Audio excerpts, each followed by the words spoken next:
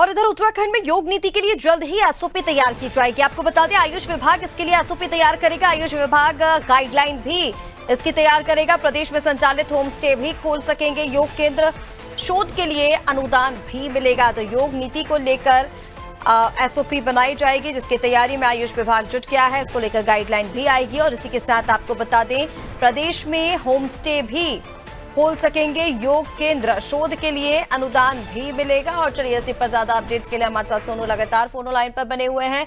सोनू, योग को बढ़ावा देने के लिए मुख्यमंत्री पुष्कर सिंह धामी पहले से कहते नजर आए। हमने देखा था कि अंतर्राष्ट्रीय योग दिवस पर रौद्र रूप से कितने बड़े स्तर पर जगह जगह पर कार्यक्रम आयोजित हुए थे। योगा खुद मुख्यमंत्री पुष्कर सिंह धामी ने भी किया था। और अब इसको लेकर एसओपी बनाई जाएगी, जिसके जरिए ये भी कहा जा रहा है कि योग केंद्र जो है वो होम स्टे भी खोल सकेंगे।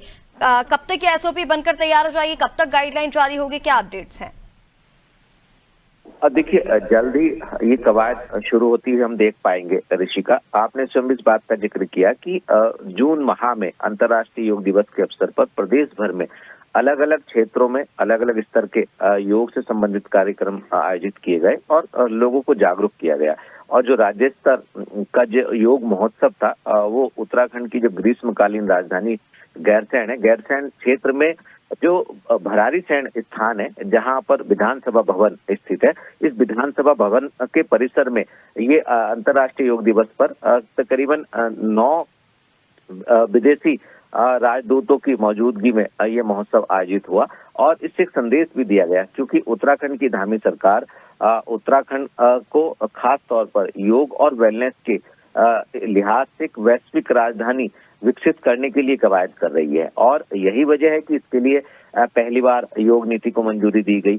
और अब चूंकि योग नीति बनाई जा चुकी है, इसकी जो गाइडलाइन है, इसको धरातल पर उतारने के लिए जो मानक प्रचालन प्रक्रिया है, एसओपी, वो अब तैयार की जाएगी। और जब ये तैयार हो जाएगी, इसके तहत फिर इससे और भी जो योग से संबंधित है, वेलनेस से संबंधित है और खास तौर से पर्यटन से संबंधित गतिविधियां हैं, इनको भी जोड़ने की कोशिश की जाएगी। जैसे प्रदेश में जितने भी होम स्टे योजना के तहत जो संचालित हो रहे हैं, जो भी होम स्टे के लिए जो लोग इस योजना का उपयोग कर रहे हैं, ऐसे में उससे भी इसको जोड़ा जाएगा। और सरकार वैसे भी शोध के लिए, योग के लिए, वेलनेस के लिए एक सब्सिडी का भी प्रावधान कर रही है। तो कहीं ना कहीं जब ये आयुष विभाग इस पूरी की पूरी एसओपी को तैयार कर लेगा, इसको धरातल पर लागू किया जाएगा, तो ये उत्तराखंड के लिहाज से भी, युवाओं के लिहाज से, बाहरी पर्यटकों के लिहाज से, यहाँ की आर्थिकी, यहाँ के रोजगार, यहाँ के स्वरोजगार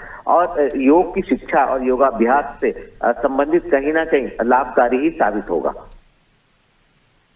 बिल्कुल सोनू, जिस तरह से आपने बताया, देखिए योग नीति को लेकर एसओपी बनकर तैयार हो जाएगी। और जिस तरह से होम स्टे को लेकर भी क्योंकि बात की जा रही है, तो ये तमाम चीजें प्रदेशवासियों के लिए काफी ज्यादा लाभकारी सिद्ध होंगे। फिलहाल तमाम जानकारी के लिए शुक्रिया। बने रहिए हमारे साथ, आगे भी आपसे अपडेट्स लेंगे।